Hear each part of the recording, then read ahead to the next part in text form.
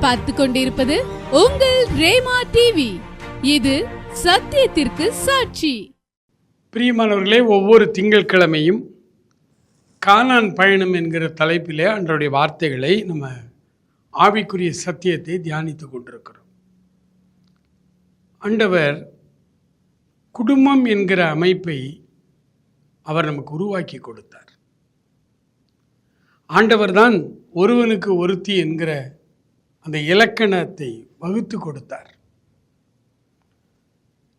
ஒரு ஆதாமுக்கு ஒரு ஏவாள், அவர்களை குடும்பமாய் கொண்டு வந்து ஏதேன் தோட்டத்தில் வைத்து, நீங்கள் பலுகி பெருகி பூமியை நிரப்பி அதை ஆண்டு கொள்ளுங்கள் என்று அவர்களுக்கு அநேக ஆசீர்வாதங்களை கொடுத்தார். காலங்கள் ஓடிவிட்டது. இன்றைக்கும் ஆண்டவர் ஒரு மனிதனை அவர் தொடுகிறார், ரட்சிக்கிறார், மீட்டெடுக்கிறார் என்றால் அவன் சார்ந்த குடும்பத்தையும் அவர் ஆசீர்வதிக்க விரும்புகிறார்.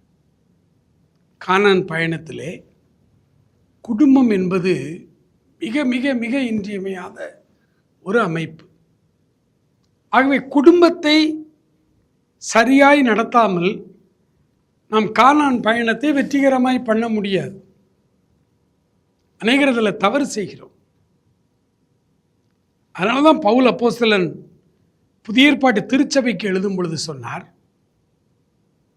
ஒருவன் தன் சொந்த குடும்பத்தை சரியாய் நடத்தாவிட்டால் அவன் தேவனுடைய சபையை எப்படி நடத்துவான்? தகுதி இழந்து விடுகிறான்.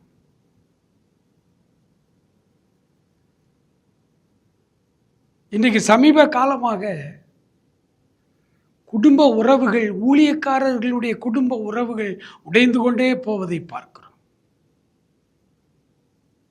சத்துரு போராட்டம். ஒவ்வொரு குடும்பத்தின் மேலும் அவன் கண் வைத்து, அன்றைக்கு யோபுவின் குடும்பத்தின் மேல் கண் வைத்தது போல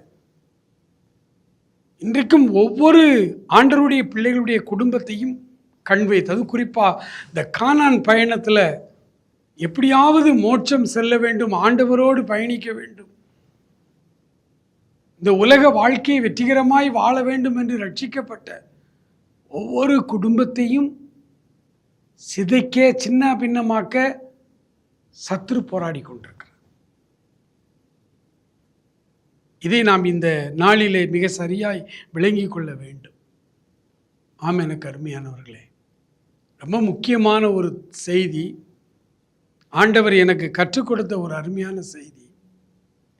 கவனமாய் கேளுங்கள். எங்களுடைய யூடியூப்பில் அது இருக்கும். எப்போ வேணாலும் திரும்ப திரும்ப போட்டு கேட்கலாம்.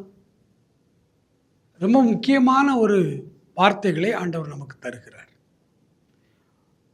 1 பேதுருவின் புத்தகத்தில் 3ஆம் அதிகாரத்தில் 7வது வசனத்தை இன்றைய தலைப்புக்கு ஏற்ற வசனமாய் நான் அதை உங்களுக்கு வாசிக்கிறேன். 1 பேதுருவின் புத்தகம் 3ஆம் அதிகாரம் 7வது வசனம். அந்தப்படி புருஷர்களே, மனைவியானவள் பலவீன பாண்டமாய் இருக்கிறபடியினால் உங்கள் ஜெபங்களுக்கு தடை வராதபடிக்கு நீங்கள் விவேகத்தோடே அவர்களுடனே வாழ்ந்து உங்களுடனே கூட அவர்களும் நித்திய ஜீவனை சுதந்திரிக்கிறவர்கள் ஆனபடியினால் அவர்களுக்கு செய்ய வேண்டிய கனத்தை செய்யுங்கள். வேதாகமம் மாதிரி ஒரு ஈக்குவாலிட்டி அல்லது இன்றைக்கு அநேகர் பேசுகிற பல காரியங்கள் குடும்ப வாழ்வை குறித்த மிக சரியான உபதேசங்கள், மிக சரியான வழிகாட்டுதல்கள் பைபிளில் இருக்கு. ஆக வேதத்தை கிரமமாகவும் ஆர்வமாகவும் நீங்கள் வாசிப்பீர்களானால் உங்கள் குடும்பத்தை எப்படி நடத்த வேண்டும் என்று ஆண்டவர் தெளிவாய் நமக்கு கற்றுத்தருகிறார். சமீப நாட்களாக பிரபலமான ஊழியர்களுடைய குடும்ப வாழ்வெல்லாம் விவாகரத்துக்கு நேராக சென்று கொண்டிருக்கிறது என்று பல வதந்திகள் வருகிறதில் சிலவற்றை நாம் நம்புகிறோம். சில காரியங்கள் இதில் உண்மை இருக்கிறது. ஆனால் நிறைய வதந்திகளும் வருகிறது. ஏன் இந்த ஊழியக்காரருடைய குடும்பங்கள் இப்படி சிதைகிறது? சத்துரு அவர்கள் மேல் கண் வைத்திருக்கிறான். என் தாசனாகிய யோபின் மேல் கண் வைத்தாயோ என்று ஆண்டவர் கேட்டார். அது இன்றைக்கும் தொடர்கிறது. ஆனால் நாம் சரியாய் வேதத்தை விளங்கிக் கொள்ளாததினாலும், வேத வசனங்களுக்கு ஒரு முக்கியத்துவம் கொடுக்காததினாலும், ஊழியம் ஊழியம் ஊழியம் என்று ஊழியத்தையே வளர்க்க அப்படியே நம்ம ஒருபுற சாய்வாய் போய்விட்டதினாலும் குடும்ப வாழ்வை குறித்து நம்ம அக்கறை இல்லாமல் போய்விட்டோம். ஆனால் இன்றைக்கு ரொம்ப கவனமாய் நாம் இந்த காரியத்தை தியானிக்க வேண்டும். நீங்கள் இதை சட்டமாய் வைத்து, குடும்பத்தை சரியாய் நடத்த தெரியாதவன் தேவனுடைய சபையை எப்படி நடத்துவான்? இவ்வளவுதான். ஃபேமிலி லைஃப் சரியா இருக்கணும். நான் அடிக்கடி சொல்லுகிற ஒரு சம்பவம், டாக்டர் பில்லி கிரஹாம் அவர்களுடைய நற்செய்தி கூட்டத்திலே அமெரிக்க தேசத்தின் ஒரு மனிதர், திருமணமானவர், ரட்சிக்கப்படுகிறார், ஆண்டவரை ஏற்றுக்கொள்கிறார். அவருக்கு ஒரே சந்தோஷம். அவர் வாழ்க்கை மாறியது. பைபிள் வாசிக்க ஆரம்பித்து விட்டார், ஜெபிக்க ஆரம்பித்து விட்டார். அவருக்கு இப்போ ஆண்டவருக்காக ஏதாவது ஊழியம் செய்யணுங்கிற அந்த ஆர்வம் வருகிறது தான் சரியான ரட்சிப்பு. நேராக டாக்டர் பில்லி கிரஹாம் இடத்திலே வந்து கேட்டார், ஐயா, உங்களுடைய கூட்டங்களில் தான் நான் ஆண்டவரை ஏற்றுக்கொண்டேன். நான் அடுத்து ஊழியம் செய்ய விரும்புகிறேன். நான் என்ன விதமான ஊழியம் செய்ய கொஞ்சம் டைரக்ட் பண்ணுங்க என்று கேட்டார். அப்போ பில்லி கிரஹாம் அவர்கள் கேட்டார்கள், திருமணமாகிவிட்டதா என்று கேட்டார்கள். ஆமாம், திருமணமாகி எனக்கு 2 பிள்ளைகள் இருக்கிறார்கள் என்று சொன்னார். பில்லி கிரஹாம் மிகுந்த சந்தோஷமாய் உற்சாகமாய் சொன்னார், பிரதர், உங்கள் கையில் ஊழியத்தை ஆண்டவர் கொடுத்துட்டார். உங்கள் கையில் உங்கள் மனைவி, 2 குழந்தைகள், 3 ஆத்துமா இருக்கு. நீங்கள் முதலாவது என்ன செய்யுங்க, உங்கள் ஃபேமிலியே கர்த்தருக்குள்ளே முதல்ல நடத்துங்க. உங்கள் ஃபேமிலியோ நீங்கள் உட்காந்து ஜெபம் பண்ணுங்க. ஃபேமிலியை ஆண்டவருக்குள்ளே நடத்தி அதை கட்டி அதை கொண்டு வாங்க. இந்த 3 ஆத்துமாக்களையும் ஆண்டவருக்குள்ளே ஆதாயப்படுத்தி கொண்டு வாங்க. நல்ல ஒரு குடும்பமாய், சாட்சி உள்ள குடும்பமாய் நீங்கள் இருங்க. அது பிறகு வாங்க, நான் அடுத்து நீங்கள் என்ன ஊழியம் செய்யணும் உங்களுக்கு டைரக்ட் பண்ணுறேன்னு சொன்னார். ஃபஸ்ட்டு மினிஸ்ட்ரி, ஃபேமிலியை சரி பண்ணுங்க. பையன் ஒரு பக்கம், பிள்ளை ஒரு பக்கம், மனைவி ஒரு பக்கம். சில குடும்பங்களில் 4 பேர், கணவன் மனைவி 2 பிள்ளைகள், 4 பேரும் 4 சபைக்கு போகிறாங்க. இவங்க சபை அவங்களுக்கு பிடிக்கல, அவங்க சபை இவங்களுக்கு பிடிக்கல, இவங்க சபை அவங்களுக்கு, 4 பேரும் ரட்சிக்கப்பட்டோம்ன்றாங்க, 4 பேரும் ஆண்டவரை ஆராதிக்கிறவங்களாம் 4 பேர் வேறு வேறு சபைக்கு போகிறாங்க. வேலை நிமித்தமாக வெளியூரில் இருக்காங்க பிள்ளைகள், அவங்க ஒரு அங்கே உள்ள சண்டே சர்ச்சுக்கு போகிறாங்கன்னா அது பிரச்சனை இல்லை. இங்கே வீட்டில் இங்கே ஒன்றா நம்ம இருக்கிற இடத்துல ஆண்டவர் நம்ம எந்த சபையில் வளரும்படி வைத்திருக்கிறோம் அந்த சபையில் தான் நம்ம இருக்கணும். ஆளுக்கு ஒரு சபைக்கு போன என்ன அர்த்தம்? அன்புக்குரியவர்களே, குடும்பத்தை ஆண்டவர் ரொம்ப நேசிக்கிறார். ஏன்னா இந்த குடும்பம்ங்கிற அமைப்பு அவர் உருவாக்குனது. அவர் ஒரு காரியத்தை செய்தால் அதில் ஏராளமான காரியங்கள் இருக்கும். குடும்ப வரம்பை மீறாதிருங்கள். ஆண்டவர் மேல ரொம்ப பக்தி வைராக்கியம் கொண்டு புருஷனுக்கு தெரியாம கூட நீ சர்ச்சைக்கு வான்னு சொல்வது தவறான உபதேசம். என் புருஷன் இன்னும் மனம் திரும்பலைங்க, சர்ச்சைக்கு நீ அனுப்ப மாட்டாரு, நான் ஜெபிக்கிறதே அவருக்கு பிடிக்கல, நான் என்ன செய்ய? நீங்க ஒரு பையன் எடுத்துக்கிடுங்க, மார்க்கெட்டுக்கு போறேன்னு சொல்லிட்டு அப்படியே சண்டே நேரம் சர்ச்சைக்கு வந்துருங்க. இது பாஸ்டர் சொல்ற ஆலோசனை. எவ்வளவு ஒரு புத்தியீனமான காரியம் பாருங்க, தவறான உபதேசம் பாருங்க. என்ன சொல்லிக் கொடுக்கணும் உங்களுக்கு? ஏமா பைபிள் என்ன சொல்லுது? அப்போஸ்தலர் 16ஆம் அதிகாரம் 31வது வசனத்தை உங்களுக்காக நான் வாசிக்கிறேன். கர்த்தராகிய இயேசுவை நீ விசுவாசி, அப்பொழுது நீயும் உன் வீட்டாரும் ரட்சிக்கப்படுவார்கள். எவ்வளவு இந்த வசனத்திற்கு ஒரு வியாக்கியானம் விளக்கம் தேவையா? எளிமையா புரியும். ஒரு குடும்பத்தில் அப்பா அம்மா பிள்ளைகள் இருக்கிற அந்த ஒரு குடும்பத்தில் ஒருத்தர் ரட்சிக்கப்படுறார். யாரோ ஒருத்தர் ஒரு மீட்டிங் போகிறாரு, அங்கே ஆண்டவர் பேசுகிறாரு, இவர் தொடப்படுறாரு, இவர் ரட்சிக்கப்பட்டு ஆண்டவர் அன்பை பெற்றுக்கொள்கிறார். வீட்டில் உள்ள மற்றவங்க இன்னும் ரட்சிக்கப்படலை. எதுவுமே மந்திரத்தில் மாங்காய் காய்க்காது. ஆண்டவரை ஏற்றுக்கொண்ட உடனே நீங்கள் விசுவாசிக்கணும். ஃபர்ஸ்ட் என்ன விசுவாசிக்கணும்? ஆண்டவரே, என்னை தொட்ட நீர், என்னை விடுதலை செய்த நீங்க, என்னை ரட்சித்த நீங்க, என் குடும்பத்தையும் கொண்டு வாங்க. ஆண்டவர் செய்வேன்னு தானே சொல்லி இருக்கிறாரு. கர்த்தராகிய இயேசு கிறிஸ்துவை விசுவாசி, அப்பொழுது நீயும் உன் வீட்டாரும் ரட்சிக்கப்படுவீர்கள். முதல்ல நீங்கள் ஆண்டவரை ஏற்றுக்கொண்டுட்டீங்க. ஒரு வாலிப வயதில் அல்லது நீங்கள் ஒரு சிறு வயதில் ஆண்டவரை ஏற்றுக்கொண்டீங்க அப்படின்னு சொன்னால், நீங்கள் முதலாவது செய்ய வேண்டிய வேலை உங்களுடைய ஃபேமிலி ரட்சிக்கப்பட வேண்டும், குடும்பம் ரட்சிக்கப்பட வேண்டும். அதில் நீங்கள் ரொம்ப கண்ணும் கருத்துமாக இருக்கணும். அதுக்காக ஆண்டவர்கிட்ட மன்றாடி ஜெபிக்கணும், உபவாசித்து ஜெபிக்கணும், உங்களை ஒடுக்கி ஜெபிக்கணும், தேவ சமூகத்தில் கண்ணீர் வடிக்கணும். ஃபேமிலி ரட்சிக்கப்படாமல் நீங்கள் போய் ஊழியத்தில் நீ கர்த்தர் ஊழியத்துக்கு அழைச்சிட்டாரு அப்படின்னு போனீங்கன்னா எல்லாம் போச்சு, எல்லாம் போச்சு. அவ்வளோ பெரிய தலை சிறந்த ஊழியர் நம்முடைய தமிழகத்தில், ஒரு பெரிய மனதுருக்கத்தின் ஊழியர் அப்படின்னா டாக்டர் டிஜிஎஸ் ஐயா தான், தினகரன் ஐயா தான். அவருடைய மனைவியும் வல்லமையாய் ஊழியத்தில் பயன்படுத்தப்பட்டிருக்கிறதுல பால் தினகரன் ஒரு வாலிப வயதில் அவர் ஆண்டவரை ஏற்றுக்கொள்ளாமல் சினிமாவுக்கு போனாராம். அவருடைய சாட்சி அவரே ஸ்டேஜில் சொன்னது சொல்கிறேன். அப்பா அங்கே ஊழியம் செய்கிறாங்க, ஆயிரக்கணக்கான லட்சக்கணக்கான மக்களுக்கு கண்ணீரோடு பிரசங்கிக்கிறார். ஆண்டவர் அவர் மூலமாய் நிறைய மிராக்கள், அற்புதங்கள் நடக்கிறது. எனக்கு கூட சிறு வயதில் 6வது வகுப்பு 7வது படிக்கிற அந்த காலகட்டத்தில் அவற்றை போய் ஜோம் பண்ணி தான் எனக்கு ஒரு தீராத வியாதி, முட்டுக்கு கீழே என்னுடைய தோல் வியாதி, யாராலையும் கண்டுபிடிக்க முடியல.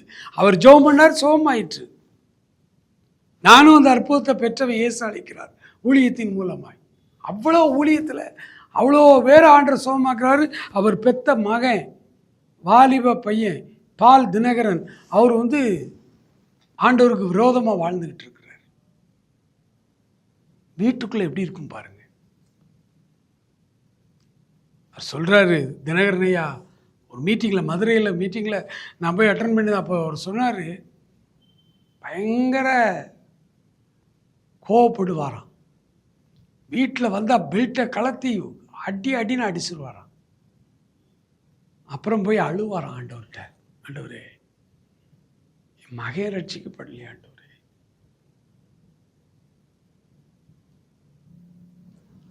அன்றைக்கு ஒரு தீர்மானம் எடுத்தார்களாம் 2 பேரும், கணவனும் மனைவியும், தினகரன் ஐயாவும் அந்த அம்மாவும். வாரத்தில் ஒரு நாள் மதிய சாப்பாட்டை விலக்கி வைத்து விட்டு தேவ சமூகத்தில் உபவாசித்து ஜெபிப்போம், பால் தினகரன் மனம் திரும்பணும் அப்படின்னு ஊக்கமாய் ஜெபித்தார்கள். ஒரு நாள் ஆண்டவர் அந்த மகனை தொட்டார். குடும்பமாய் ஊழியச்சி வந்தார்கள், குடும்பமாய் ஊழியம் செய்ய வந்தார்கள். திருநெல்வேலி திருமண்டலத்தில் 2 போதகர்கள் என்னை விட மூத்தவர்கள், இப்போ அவங்க 2 பேருமே இல்லை.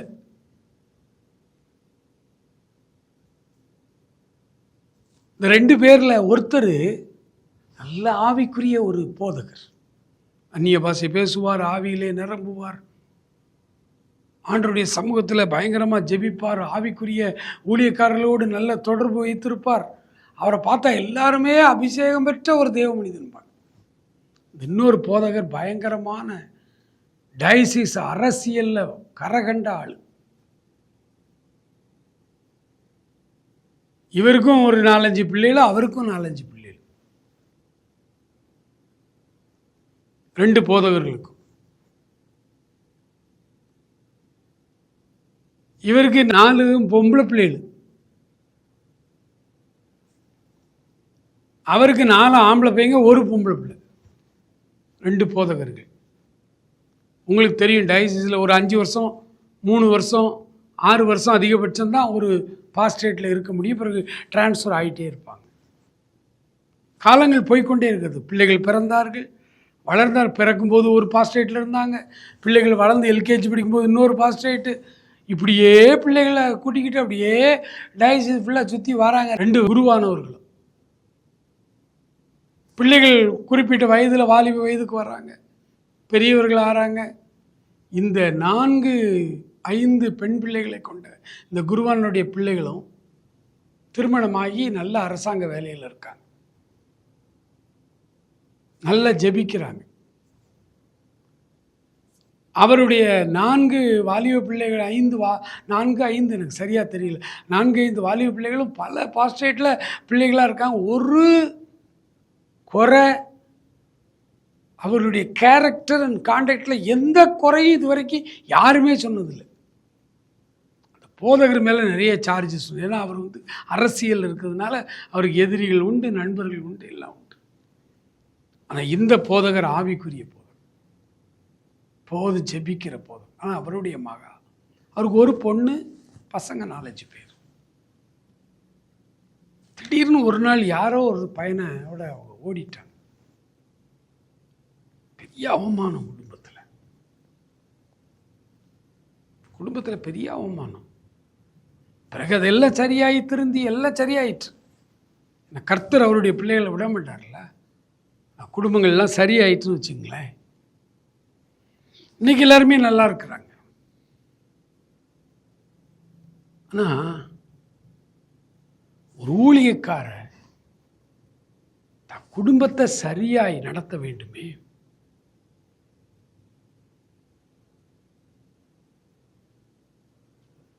ஆண்டவர் குடும்பத்தோடு தான் எல்லாத்தையும் பார்க்குறாரு. ஒரு மனுஷனை தனியாக பார்க்கல. யோசுவா 7ஆம் அதிகாரம் ரொம்ப ஒரு நடுக்கத்தையும் பயத்தையும் கொடுக்குற ஒரு அதிகாரம். எல்லா குடும்ப தலைவர்களுக்கும் ஊழியக்காரங்களுக்கும் மிகுந்த எச்சரிப்பான ஒரு அதிகாரம் யோசுவா 7ஆம் அதிகாரம். அங்கே தான் ஒருத்தன் ஆகான் ஆண்டவருக்கு விரோதமாய் பாவம் செய்கிறான், சாபத்தீடானதை உள்ளே எடுத்து வச்சிருக்கிறான். நடந்தது என்ன? அந்த அதிகாரத்தினுடைய இறுதி வசனங்களுக்குள்ள வரும் பொழுது ஆகான், அவன் பிள்ளைகள், குமாரர்கள், குமாரத்திகள், அவனுடைய ஹோல் ஃபேமிலி, அவன் எடுத்து வச்ச அந்த தாம்பள தட்டு, அந்த பாபிலோனிய சால்வை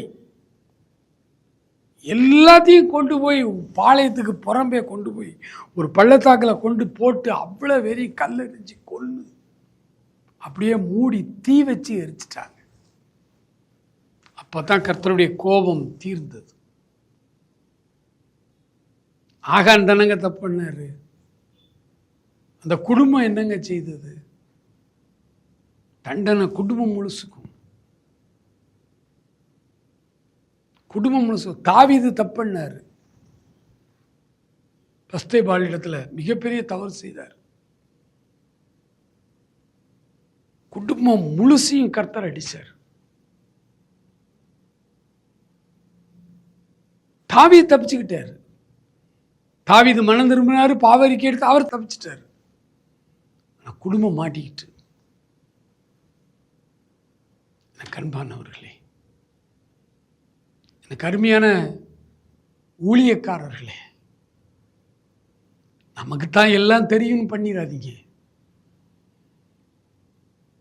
குறுகிய காலத்தில் உங்கள் ஊழியம் ஓஹோன்னு வளர்ந்து பெரிய அளவில் வர்றோம், உலக பிரகாரமான பணத்துலேயும் கட்டடங்கள்லையும் பெரிய அளவில் வர்றோன்னு சொல்லி நீங்கள் தப்பு பண்ணிடாதீங்க. குடும்பத்தை பாதிக்கும். குடும்பம் முழுவதையும் பாதிக்கும். யோசுவா 7ஆம் அதிகாரத்தில் எனக்கு ரொம்ப இனிய அச்சமூட்டுகிற வார்த்தை, ஆகான் மனம் திரும்பலாம். நான் தேவனுக்கு விரோதமா பாவம் செய்துட்டேன், என்னை மன்னிங்கன்னு கேட்டான். ஆனா மன்னிப்பு இல்லை. மன்னிப்பு கேட்டான். ஒருவேளை அவன் முதல்லயே சொல்லியிருந்தா மன்னிப்பு கிடைச்சிருக்குமா நமக்கு தெரியல. அது எதனால அவன் மன்னிக்கப்படாம போனான்னு தெரியல. இந்த புதிய ஏற்பாட்டு திருச்சபையில் உங்களை மன்னிக்கிறதற்கு ஆண்டவர் உங்கள் பக்கத்திலே நின்று கொண்டிருக்கிறார். ஆண்டவர் உங்கள் பக்கத்திலே நின்று கொண்டிருக்கிறார். அவர் மன்னிக்கிறதற்கு தயை பெருத்த ஆண்டவர். உங்களை குடும்பமாய் ஆசீர்வதிக்க அவர் விரும்புகிறார்.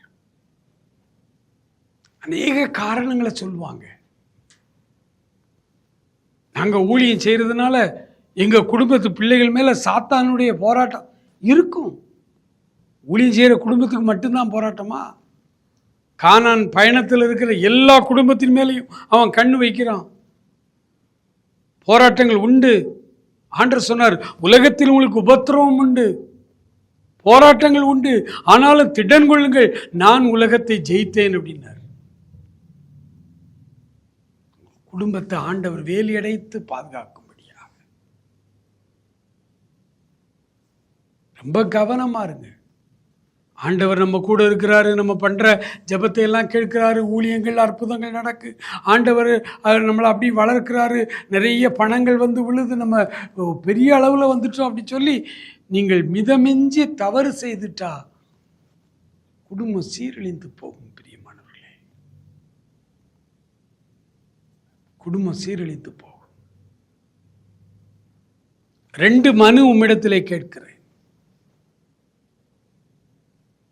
எனக்கு இந்த உலக செல்வம் அதிகமா வந்தா நான் உம்மை மறுதலிச்சு போனாலும் போயிடுவேன். எனக்கு ஒண்ணுமே இல்லாம நான் வறுமையில பிச்சை எடுக்கிற நிலைமைக்கு வந்துருச்சுன்னா உம்முடைய நாமத்தை நான் தூசிச்சிருவேன். இந்த 2ம் எனக்கு வேண்டாம். மிதமிஞ்சிய செல்வமும் எனக்கு வேண்டாம், ஒண்ணுமே இல்லாத வறுமையும் எனக்கு வேண்டாம். அன்றென்றுள்ள ஆகாரத்தை எனக்கு தார், அன்றென்றுள்ள ஆகாரத்தை எனக்கு தார். எனக்கு அன்பானவர்களே, ஊழியர்கள் தவறு செய்து விட்டால், ஊழியர்கள் வீட்டில் விவாகரத்து வந்து விட்டால், ஊழியர்களுடைய வாழ்க்கையில் ஒரு கேரக்டர் பிரச்சனை வந்து விட்டால், அதை வாய்களையே இன்னைக்கு யூடியூப்ல எல்லாரும் பேசுகிறோம். ஒன்றை யோசித்து பார்த்தோமா? நல்லவர்களோ கெட்டவர்களோ கர்த்தருடைய வேலையை செய்யும்படி அவர்கள் வரும் பொழுது சாத்தான் அவர்களுடைய வாழ்க்கையில கண் வைத்து அவர்கள் அஜாக்கிரதையாக இருந்து குடும்பத்தை நேசிக்காமல், குடும்பத்தை கட்டி காப்பாற்றாமல் போனதினால் இன்றைக்கு சீரழிந்து கொண்டிருக்கிற குடும்பங்கள், கிறிஸ்தவ, அதுவும் ஆவிக்குரிய குடும்பங்கள், கிறிஸ்தவ குடும்பங்கள் ஏராளமாய் விபச்சார பாவத்துக்குள்ளே சென்று கொண்டிருக்கிறது. மனம் திரும்புங்கள். நாம் இன்றைக்கு விசேஷித்து கானான் பயணத்தை விரும்பி வந்த குடும்பங்கள் ஆசீர்வதிக்கப்படும்படியாக நாம் ஜெபிக்க போகிறோம். தயவாய் எல்லாரும் தேவ சமூகத்தில் ஜெபிப்போமா? ஸ்தோத்திர ஆண்டவரே, நன்றியோடுமை துதிக்கிறோம் ஆண்டவரே, நன்றியோடுமை ஸ்தோத்திரிக்கிறோம் அப்பா. தகப்பனே, கோடானு கோடி நன்றி தகப்பனே. ஹல்லேலூயா, ஹல்லேலூயா. ஆண்டவரே, குடும்பத்தை நீர் கவனமாய் கண்காணிக்கிறீர், பார்க்கிறீர். குடும்ப ஆசீர்வாதமே பரலோகத்திற்கு எங்களை அழைத்து செல்லும் ஆண்டவரே பாதை என்பதை நாங்கள் உணர்ந்தவர்களாக ஆண்டவரே இப்பொழுது எங்கள் குடும்பத்தை உம்முடைய கைகளிலே வைத்து ஜெபிக்கிறோம். அநேக கிறிஸ்தவ குடும்பங்கள் உடைந்திருக்கிறது. அநேக கிறிஸ்தவ குடும்பங்கள் விவாகரத்திலே போய் நின்று கொண்டிருக்கிறது. அநேக குடும்பங்களுக்குள்ளே கேரக்டர் காண்டக்ட் சரியில்லை. அநேக குடும்பங்களுக்குள்ளே ஆண்டவரே ஆவியிலே நிரம்பி ஜெபிக்கிற குடும்பங்களுக்குள்ளே விபச்சாரங்கள், வேசித்தனங்கள், அருவருப்புகள் திரளாய் வந்து குடும்பங்கள் சீரழிந்து கொண்டிருக்கிறது. அதில் ஊழியக்காரருடைய குடும்பங்களும் விதிவிலக்கல்ல. ஆண்டவரே, ஒருவன் தன் சொந்த குடும்பத்தை சரியாய் நடத்தாவிட்டால் என்று எச்சரிப்பு கொடுத்தீங்க ஆண்டவரே. ஆகானுடைய குடும்பத்தை எங்கள் கண் முன்னால் ஆண்டவரே இன்றைக்கு நடுக்கத்தோடு பார்க்கும் அளவுக்கு நீங்க வைத்திருக்கிறீரப்பா. அனனியா சப்பீராளுடைய குடும்பத்தை எங்கள் கண் முன்னே வைத்திருக்கிறீரப்பா. ஆனாலும் நாங்கள் இதையெல்லாம் பிரசங்கத்துக்கு பயன்படுத்துகிறோமே ஒழிய அவைகளை எங்கள் வாழ்க்கையிலே பயன்படுத்த ஆண்டவரே அறிவில்லாமல் போனோமே அப்பா. ஆண்டவரே, மனம் இறங்கும் சுவாமி, மனம் இறங்கும் சுவாமி, மனம் இறங்கும் ஆண்டவரே. ஆண்டவரே, ஊழியக்கார ஆண்டவரே பாஸ்டர் ஒரு பக்கம் விபச்சார பாவத்திலே அலைந்து கொண்டிருக்கிறார். அவருடைய மனைவி இந்த பக்கத்தில் அவர்கள் விபச்சாரத்திலே அலைந்து கொண்டிருக்கிறார்கள். இப்படிப்பட்ட காரியங்கள் சமீப நாட்களாய் திரளாய் கேள்விப்படுகிறோமே. உடைய நாமம் தூசிக்கப்படுகிறது. அல்லாமலும் கிறிஸ்துவின் நாமம் உங்கள் மூலமாய் புற ஜாதிகளுக்குள்ளே மிகவும் தூசிக்கப்படுகிறதே என்று ரோமர் முதல் 2 அதிகாரங்களே வாசிக்கிறோமே அப்பா. ஆண்டவரே, எங்கள் ஆண்டவரே தமிழ்நாட்டில் உள்ள எல்லா ஆவிக்குரிய குடும்பங்கள் ஆண்டவரே மக்கு ஸ்தோத்திரையா. கானான் பயணத்தில் இருக்கிற குடும்பங்கள் ஆண்டவரே, ஆண்டவரே மக்கு ஸ்தோத்திரம். அவைகளை கண்ணோக்கி பாரும் ஆண்டவரே. ஆண்டவரே, சீரழிந்து இருக்கிற இந்த குடும்பங்களுக்காக நான் உம்முடைய சமூகத்திலே மன்றாடுகிறேன் அப்பா. அநேக ஊழியர்கள் உண்மையாய் ஊழிய செய்கிற பொழுதும் ஆண்டவரே அடைய பிள்ளைகள் ஆண்டவரே ரட்சிக்கப்படாமல், ஆண்டவர் ரட்சிப்பின் அனுபவம் இல்லாமல் ஆண்டவரே மக்கு ஸ்தோத்திரம் அடைய வாழ்வு சரியில்லாமல் இருக்கிறதுனாலே அந்த ஊழியர்கள் பெற்றோர்கள் கண்ணீரோடு வாழ்ந்து கொண்டிருக்கிற அப்படிப்பட்ட நல்ல பெற்றோர் ஊழியர்கள் குடும்பங்களுக்காகவும் நாங்கள் ஜெபிக்கிறோம் ஆண்டவரே. ஹல்லேலூயா, ஹல்லேலூயா, ஹல்லேலூயா, ஹல்லேலூயா. முதலாவதாக ஆண்டவரே, ஊழியம் செய்கிறவர்கள் ஆண்டவரே உண்மையும் உத்தமமாய் ஊழியம் செய்கிற பல குடும்பங்கள் எங்கள் தேசத்தில் உண்டு. கணவன் மனைவியாய் ஆண்டவரே ஒழுக்கமாய் உண்மையாய் எந்த பணத்துக்கும் ஆசைப்படாமல் ஆண்டவரே ஓரளவு ஆண்டவரே வறுமையோடையே ஆண்டவரே மக்கு ஸ்தோத்திரம் ஐயா ஆண்டவரே ஊழியம் செய்து கொண்டு போராடி கொண்டிருக்கிற ஆண்டவரே அந்த ஆண்டவரே ஊழியக்கார குடும்பங்கள் அவர்களுடைய பிள்ளைகள் சீர்கெட்டு போய் கொண்டிருக்கிறார்கள். அவர்களுக்கு நாங்கள் முதலாவது ஜெபிக்கிறோம் ஆண்டவரே. தகப்பனே, அந்த ஊழியர்களை கண்ணோக்கி பாருயா. உம்முடைய பிள்ளைகள் தங்களுக்கு கொஞ்சம் பலன் இருந்தும் உம்மை மறுதலியாமல் ஊழியம் செய்கிறார்களப்பா. ஆனாலும் அந்த குடும்பத்தின் மேல கண் வைத்து அந்த அவருடைய குடும்பத்தில் உள்ள வாலிப தம்பிமார் தங்கைமார்களுடைய வாழ்க்கையில ரட்சிப்பின் அனுபவம் இல்லாமல் ஆண்டவரே அவர்கள் ஆண்டவரே உம்முடைய ரட்சிப்புக்கு விரோதமாய் நின்று அவர்கள் வாழ்ந்து கொண்டிருக்கிற சீரழிந்து கொண்டிருக்கிற அந்த பிள்ளைகளை உடைய கைகளிலே தருகிறோம்ப்பா. அப்படிப்பட்ட பிள்ளைகளுக்காக அநேக ஊழியர்கள் எங்களிடத்திலே ஜெபிக்க சொல்லி இருக்கிறாங்கப்பா. ஆண்டவரே, அவர்களுக்காக நாங்கள் இப்பொழுது ஜெபிக்கிறோம் ஆண்டவரே. மனம் இறங்கும் சுவாமி, மனம் இறங்கும் ஆண்டவரே, மனம் இறங்கும் அப்பா. அப்படிப்பட்ட உண்மையும் உத்தமமாய் ஊழியம் செய்கிற ஊழியக்காரர்களுடைய குடும்பங்களை முதலாவது ரட்சிப்பின் அனுபவத்திற்குள்ளே முழுமையாய் கொண்டு வாங்க ஆண்டவரே. அவருடைய குடும்பத்தில் தரிகட்டு போன அந்த வாலிப பிள்ளைகளை கர்த்தர் இப்பொழுது தொடுவீராக, அவர்களை விடுதலை செய்வீராக நாதா. அவர்களுடைய கெட்ட பழக்க வழக்கங்களில் இருந்து அந்த சந்ததியை ஆண்டவரே மீட்டு தருவீராக ஆண்டவரே. அவர்கள் ரட்சிக்கப்பட உதவி செய்வீராக ஆண்டவரே. மனம் இறங்கும் சுவாமி, மனம் இறங்கும் ஆண்டவரே. இரண்டாவதாக ஆண்டவரே ஊழியக்காரர்களுக்காக ஆண்டவரே மெய் துதிக்கிறோம்ப்பா. அநேகருக்கு ஆசீர்வாதமாய் வைத்த ஊழியக்காரர்கள் அந்தரங்கத்திலே விபச்சாரத்திலே விழுந்து ஆண்டவரே மனைவிக்கு துரோகம் பண்ணி விபச்சாரத்திலே விழுந்து ஆண்டவரே தங்கள் ஆசீர்வாதங்களை கிருபைகளை போக்கடித்துக் கொண்டிருக்கிறார் ஆண்டவரே. அநேக ஊழியர்களை பார்க்கிறோம். பணம் அதிகமாய் இருக்கிறதினாலே திமிராய் நடந்து கொள்கிற ஊழியக்காரர்கள் பணத்தை வைத்து எல்லா தவறுகளையும் மறைத்து விடலாம் என்று உலக பிரகாரமான மனிதர்கள் செய்கிற வேலைகளை வக்கீலை போய் பார்த்து ரவுடிகளை கையில் வைத்து கொண்டு ஆண்டவரே செய்கிற ஊழியர்கள் திரளாய் எங்கள் தேசத்தில் பெருகிவிட்டார்கள். அந்த ஊழியக்காரர்களை நீர் சந்தியும் ஆண்டவர். அவர்களுக்காக வேதனையோடு உம்முடைய நாமம் தூசிக்கப்படுகிறதப்பா. சத்துரு ஆண்டவரே கொண்டாடுகிறார். ஆண்டவரே ஹல்லேலூயா, ஹல்லேலூயா, ஹல்லேலூயா.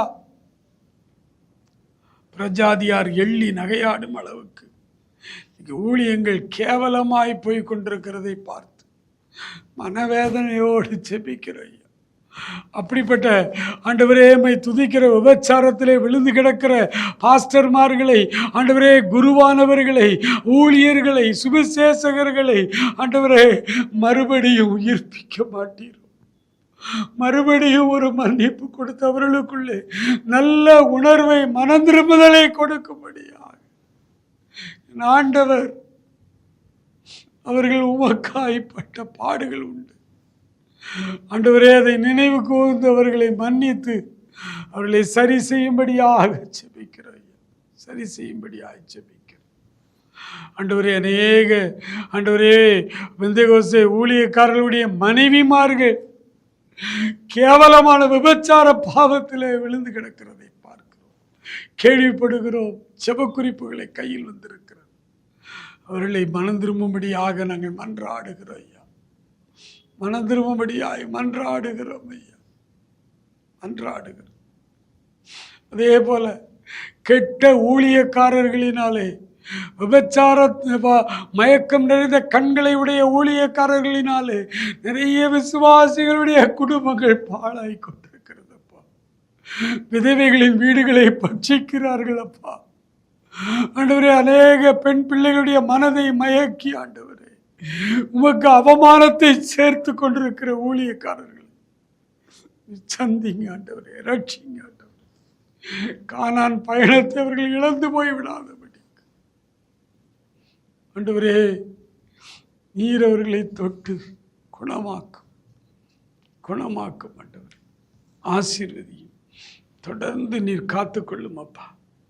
வேதனையோடு ஜெபிக்கிறோம், கண்ணீரோடு ஜெபிக்கிறோம், வேதனையோடு ஜெபிக்கிறோம் அப்பா. உடைய பிள்ளைகளை உடைய நாமம் தூஷிக்கப்படாதபடி ஆண்டவரே இந்த ஊழியக்காரர்களை எல்லாம் சந்திங்க ஆண்டவர். இந்த குடும்பங்களை எல்லாம் சந்திங்க ஆண்டவர். ஒருவன் தன் சொந்த குடும்பத்தை நடத்த அறியாதிருந்தான் அவன் தேவனுடைய சபையை எப்படி நடத்துவான் ஆண்டவர். மனம் இறங்கும் சுவாமி, மனம் இறங்கும் சுவாமி, மனம் இறங்கும். தொடர்ந்து சபைகளுக்குள்ளே ஆண்டவரே ஒரு மறு மலர்ச்சி, ஒரு மீட்பு உண்டாகட்டும். ஆசீர்வதியும். இயேசு கிறிஸ்துவின் நல்ல நாமத்தில் ஜெபிக்கிறோம் எங்கள் அருமை பிதாவே. ஆமேன், ஆமேன்.